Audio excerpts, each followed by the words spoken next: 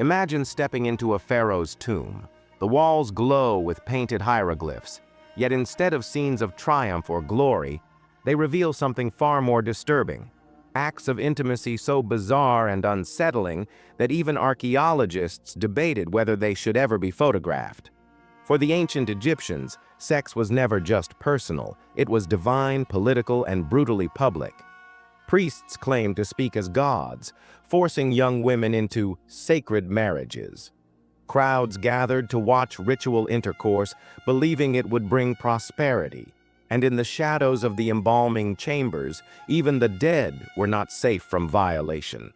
From ritualized sexual slavery to necrophilia disguised as magic, to incestuous unions that destroyed royal bloodlines, these were not isolated horrors, but normalized traditions of one of history's greatest civilizations.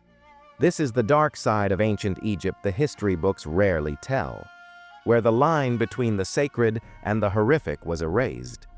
The beating heart of Egypt's ritual calendar was the Opet festival, a month-long celebration in Thebes that filled the streets with song, incense, and the scent of lotus blossoms. To the ordinary Egyptian, it was a time of joy, when gods descended to renew the kingdom's life force. Statues of Amun, Mut, and Khonsu were carried on golden barges down the Nile, their shimmering reflections rippling across the water, symbolizing the union of heaven and earth. The people believed that the prosperity of the year ahead, whether the Nile would flood, whether the fields would yield their grain, depended on these sacred rites. But while the festival appeared glorious to the crowds, inside the towering stone walls of the temple, the reality was darker. Hidden from the masses, the climax of Opet was the so-called divine marriage ritual, a ceremony in which a mortal woman was forced to act as the bride of a god. In 1323 BC, one such chosen bride was Ankhesenamun, the teenage widow of Tutankhamun. Barely 14 years old, she had already lived through the trauma of her husband's death and the ruthless politics of the royal court. Yet now she faced another ordeal. Dressed in ceremonial robes, painted with sacred oils, she was led into the holy sanctuary of Karnak. Waiting for her was the high priest of Amun, clothed in white linen, crowned with a headdress, and revered as the living vessel of the god himself. To the outside world, this was not a man at all. It was Amun-Ra, descending to claim his queen. But beneath the sacred mask, the reality was brutal. A grieving young woman coerced into a sexual ritual with a powerful priest who used divinity as his shield. The union was declared holy, yet its holiness rested only on the unquestioned authority of men. This performance was not done in complete secrecy. Nobles, scribes, and sometimes even crowds gathered to witness, convinced they were seeing gods, ensuring the fertility of Egypt. To refuse such a ritual was to invite cosmic disaster. If Ankhesenamun resisted, she would not only defy the priest, but in the minds of her people, defy the gods themselves. Her suffering became irrelevant when weighed against the supposed survival of the kingdom. And Ankhesenamun was not the first, nor the last. For centuries, queens, princesses, and even girls barely into adolescence were chosen as brides of the god during festivals. Each year, the ritual repeated, one more body offered, one more performance disguised as sacred destiny. The more royal the woman, the more powerful the act was believed to be. For the priests, this ceremony was more than spectacle. It was a weapon of power. By positioning themselves as the physical embodiment of the gods, they legitimized their authority over even the highest-born women of Egypt. No queen, no matter her status, could refuse the will of a god. The ritual was framed as ensuring cosmic balance, but in truth, it cemented the dominance of the priesthood, allowing them to claim the bodies of Egypt's most sacred women under the banner of religion.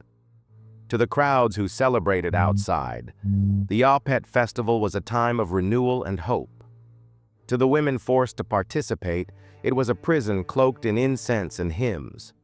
The divine marriage ritual blurred the line between devotion and exploitation, creating a stage where intimacy, faith, and coercion were indistinguishable. And so, while the barges of Amun drifted down the Nile, while drums thundered and dancers filled the night with joy, within the inner sanctuaries, a young queen like Ankhesenamun was forced to endure the darkest side of Egypt's divine theater. If the divine marriage rituals forced queens into sacred unions, the temple system extended that same fate to countless ordinary girls. Among the most disturbing roles in Egyptian religion was the title of God's wife. At first glance, it sounded honorable, even divine, a position of prestige within the temple hierarchy. But behind the pious name lay a reality far more sinister. From childhood, girls were brought before temple officials, often as young as 12. The selection process was clinical, almost brutal. Naked, they were examined for flaws or imperfections that could disqualify them. A scar, a limp, a crooked tooth, any mark that made them less worthy in the eyes of the priests meant rejection. And yet to be rejected was, in truth, a blessing. Those spared the temple were saved from years of ritualized exploitation disguised as holy service. Those chosen as wives of the god were inducted into the temple, clothed in distinctive garments, and set apart from ordinary life. They were not free women. They were bound to the temple, forbidden to marry, forbidden to bear children outside of their duties. Their very identity belonged to the gods, and through them to the priests who claimed to channel the god's will. Life inside the temple was both isolating and suffocating. According to papyrus records unearthed at Deir el-Medina, these women lived under strict surveillance, their daily routines dictated by ritual. They prepared offerings, sang hymns, and performed ceremonies, but at the heart of their role was sexual service. The priests declared their bodies holy vessels, meant to receive divine energy. In practice, it meant submission to a cycle of exploitation. The most disturbing aspect was the public nature of their humiliation. During grand festivals, thousands gathered to witness divine unions enacted before their eyes. A priest, embodying a god, would lie with a temple woman while the crowd cheered, convinced they were seeing a sacred performance that would ensure fertility for the crops and prosperity for Egypt. What was, in reality, trauma and coercion was transformed into a spectacle of faith. Some papyri even record the psychological toll. Fragments of the Edwin Smith medical papyrus describe treatments for women suffering from loss of appetite, sleeplessness, and withdrawal, symptoms that modern scholars interpret as signs of trauma. To their society, these women were not victims, but chosen vessels of the gods. To the women themselves, they were prisoners, trapped in roles they could not escape. The title God's wife persisted for centuries, cloaked in sanctity, its true nature hidden behind the grandeur of Egyptian religion. For the priests, it was a system of control, giving them power not just over Egypt's faith, but over its women. For the girls inside, it was a life sentence, sanctified by incense and hymns, and etched into history as one of the darkest shadows of the temple. If the temple bound women in silence, the festivals turned their suffering into spectacle. In ancient Egypt, intimacy was not hidden. It was displayed as proof of the gods' favor. What took place behind closed sanctuaries during the year emerged into the open air during the great celebrations. At the height of festivals like Opeh, or the Festival of Min, the boundary between worship and voyeurism collapsed. Crowds gathered by the thousands, farmers, merchants, nobles, soldiers, packing temple courtyards and city streets. Drums pounded, flutes whistled, incense curled into the sky, and in the center of it all, a ritual unfolded that blurred the sacred with the obscene. The priests did not simply claim to serve the gods, they became them. Clad in ceremonial robes, crowned with masks, and anointed with sacred oils, they stepped onto the stage as incarnations of Amun, Osiris, or Min, the fertility god whose towering statues depicted him in permanent arousal. To the believers, these were no longer mortal men, they were divinities come to earth. Before the assembled masses, Women of the temple, the so-called wives of the god, were presented as brides. Their bodies, stripped of privacy, became offerings. What followed was enacted not in shadow but in full view of the crowd. Sexual rites were performed as public theater, interpreted as sacred unions between gods and mortals. To the audience, these were not acts of exploitation, they were the very guarantee of prosperity. Every movement was thought to mirror the creation of the world, ensuring that the Nile would flood, the fields would bloom, and Egypt would thrive. The more the crowd cheered, the deeper the illusion was reinforced. For the priests, the ritual was a demonstration of divine power. For the people, it was reassurance that the universe remained in balance. For the women, it was inescapable violation, normalized by thousands of approving eyes. Some scholars believe these spectacles had another purpose as well: control. By making intimacy a ritual of state, the priesthood stripped it of privacy, binding the personal to the political. What could have been considered abuse in private became unquestionable in public, its brutality drowned beneath hymns, incense, and the roar of celebration. And the scars remained.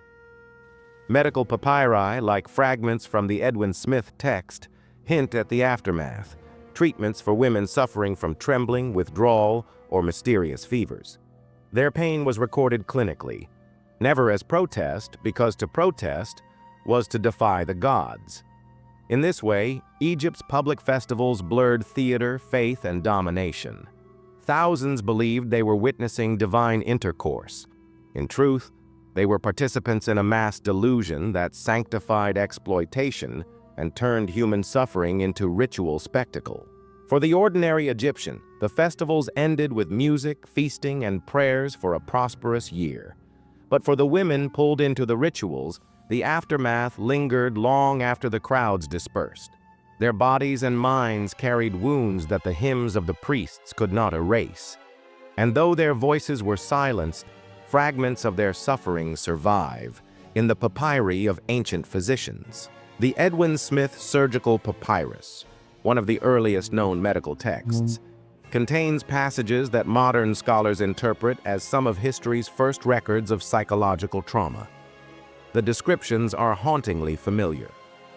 Women who refused food, who trembled without cause, who withdrew into silence after their service in the temple. Ancient scribes described these symptoms clinically, never acknowledging their cause, yet the shadow of ritual exploitation lies between the lines. At Deir el-Medina, the village of royal tomb builders, fragments of papyri reveal treatments for what priests delicately termed disturbances of the womb. Remedies included fumigations, oils, and potions meant to restore fertility or calm wandering spirits. But to modern eyes, these were likely attempts to soothe the consequences of repeated sexual trauma, infertility, miscarriages, and chronic illness born from lives of coercion. Even the language used in these texts betrays the reality. The women are never named. They are simply vessels or patients. Their individuality erased, their experiences reduced to medical puzzles. Yet in that silence, their pain is preserved. Behind every symptom recorded, every herbal remedy prescribed, lies the life of a woman who endured the weight of a society that demanded her body for the gods. There is a chilling irony in these medical records. They show us a civilization advanced in science and healing, capable of diagnosing injuries and performing complex procedures. And yet, when faced with the suffering caused by its own sacred rituals, Egypt treated only the symptoms, never the source. The system itself, the exploitation of women in the name of divinity, remained unquestioned. To the Egyptians, these women were not victims. They were holy vessels, honored by their suffering, sanctified by their duty. But the papyri tell another story, one never intended for future generations to read, a story of broken bodies, fragile minds, and the unspoken cost of Egypt's devotion to the gods. In life, Egyptian women were bound to rituals of exploitation. But what is perhaps most shocking is that even in death, they were not safe. For the Egyptians, the body was sacred, the vessel through which the soul traveled into eternity. To preserve it, They developed the art of mummification, 70 days of washing, embalming, and wrapping, designed to ensure the dead could live forever in the afterlife. It was a ritual of honor. At least that is how it was meant to be. Yet hidden within this sacred duty were acts of desecration so disturbing that even the ancients whispered about them. Modern CT scans of female mummies have revealed injuries and internal damage that could only have been inflicted after death, but before final wrapping. These women, prepared for eternity, had been violated on the embalmer's table. The Greek historian Herodotus, writing centuries later, hinted at this practice. He recorded that families of beautiful or high-born women would delay sending their loved ones to the embalmers, fearing what might be done to their bodies. His words were vague, almost cautious, but their implication clear. Necrophilia haunted the mummification chambers. Papyrus fragments from Deir el-Bahari go even further, containing chilling instructions for embalmer apprentices, directives about handling female corpses that suggest knowledge of and warnings against inappropriate acts. But the fact that such instructions existed at all proves that the danger was real. Why would embalmers commit such desecration? Some believed that sexual union with the dead transferred life force, granting virility or even prolonging life. In their twisted view, it was not abuse, but magic, an act of power disguised as ritual. The embalming chamber, often worked in at night and away from public eyes, became the perfect stage for this most horrific transgression. The evidence is not only textual but legal. The Harris Papyrus describes prosecutions of embalmers for defiling the sacred vessels, a euphemism historians now interpret as the sexual violation of corpses. The penalties were severe: public execution, sometimes by burning, a punishment reserved for the gravest crimes against both gods and man. Yet the fact that trials occurred at all shows that the practice was widespread enough to draw attention. More disturbing still, some mummies show signs of having been deliberately killed, women poisoned or suffocated, so that their corpses could be delivered fresh to embalmers who sought to exploit them. In one case, scans revealed toxins in the body of a young noblewoman, suggesting she may have been murdered not for political gain, but for ritual violation after death. The embalming table was meant to prepare a body for eternity, to guide a soul into the afterlife. But for countless women, it became a place of unspeakable indignity. In death, as in life, their bodies were stripped of choice, consumed by a system that cloaked exploitation in the name of the sacred. To understand how such horrors could happen, we must look into the mind of the ancient Egyptian embalmer. For them, death was not an end, but a passage. The body was a sacred vessel, housing Ka, Ba, and Ak, the fragments of the soul that needed preservation to cross into eternity. Every cut, every resin, every bandage was meant to ensure rebirth. Yet within this sacred duty, some found a perverse opportunity. Archaeological evidence and surviving papyri hint at a disturbing belief that the dead, particularly women of beauty or nobility, retained a fragment of divine energy in their flesh. To touch, or worse, to sexually violate, them was seen by some as a way to absorb life force. Whispers in temple scrolls and later accounts suggest that certain embalmers believed necrophilia was not just indulgence, but a ritual of power. By uniting with the dead, they thought they could steal vitality, enhance virility, or even extend their own lives. In a culture obsessed with immortality, this twisted belief turned corpses into objects of magical consumption. The embalming chamber, hidden from public eyes, amplified this danger. Priests worked through the night, often in silence with no oversight.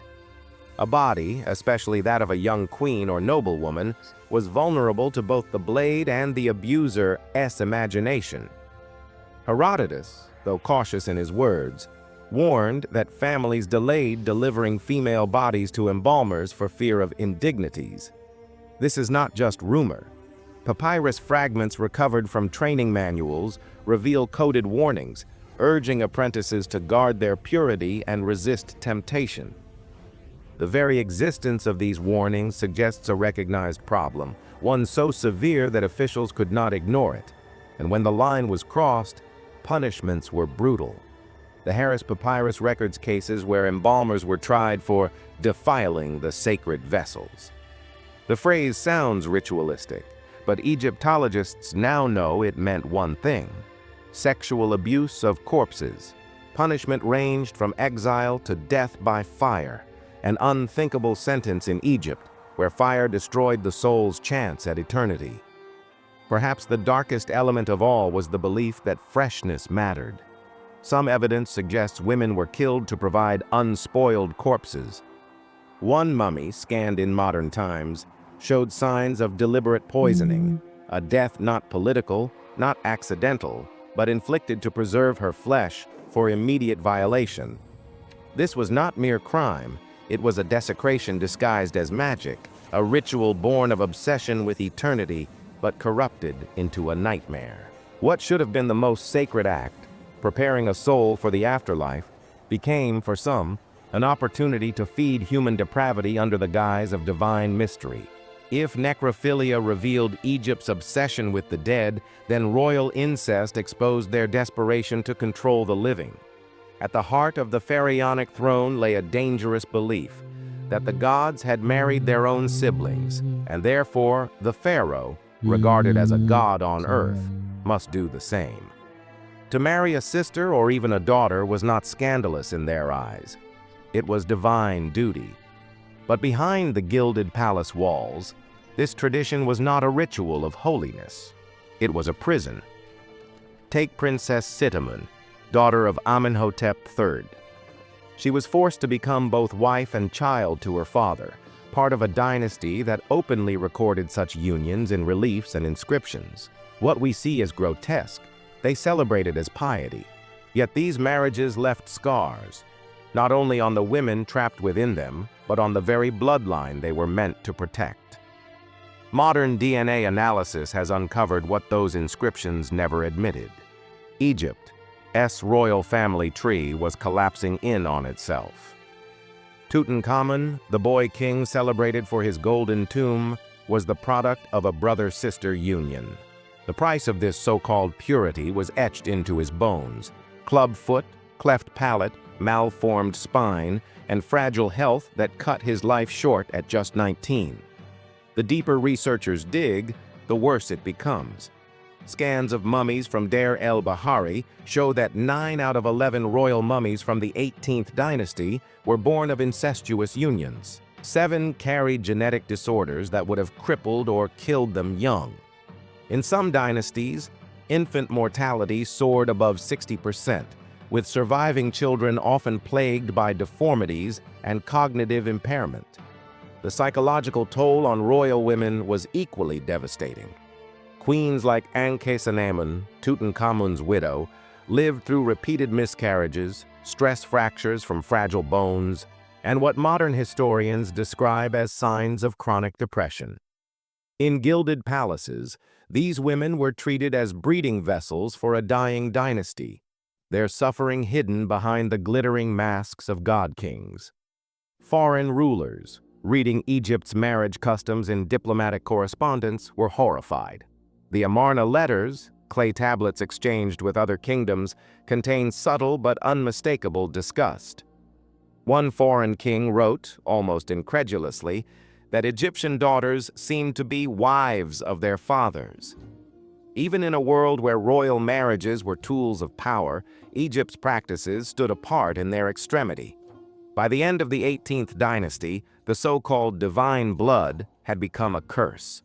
The pharaohs believed they were protecting divine blood. In reality, they were destroying it. Ancient Egyptian medical papyri, like those from Deir el-Bahari, revealed chilling references to conditions that we now understand as the consequences of inbreeding. One text describes treatments for children born twisted, while another outlines crude surgical procedures for infants with sealed passages, suggesting attempts to correct congenital deformities. These were not isolated cases. They were the expected outcome of Egypt's royal breeding strategy. Modern science confirms what the scribes could only observe. DNA testing on royal mummies shows that 9 out of 11 rulers from this period were born of incestuous unions. 7 carried major genetic disorders: clubfoot, cleft palate, scoliosis, bone fragility, and weakened immune systems. Tutankhamun himself required walking sticks, dozens of which were found in his tomb, evidence of his constant struggle to stand. The human cost was staggering. By the late 18th dynasty, infant mortality among royals exceeded 60%. Even those who survived infancy often lived short, painful lives plagued by deformities, seizures, or developmental delays. Palatial reliefs, once meant to glorify royal children, now serve as haunting reminders of their suffering. Small, frail bodies cloaked in divine symbolism that could not hide the truth. The queens paid an equally heavy price. Royal women like Ankhesenamun and others endured endless miscarriages, stillbirths, and high-risk pregnancies. CT scans of their mummies show stress fractures, pelvic damage, and signs of chronic illness. They were revered as vessels of godhood, but their lives were consumed by cycles of childbirth and death, dictated by the cruel logic of dynastic purity. Even Egypt's international reputation began to fracture.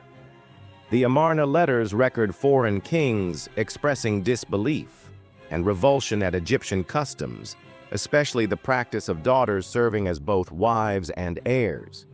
In a world where political marriages were common, Egypt's obsession with keeping the bloodline divine looked less like strength and more like madness.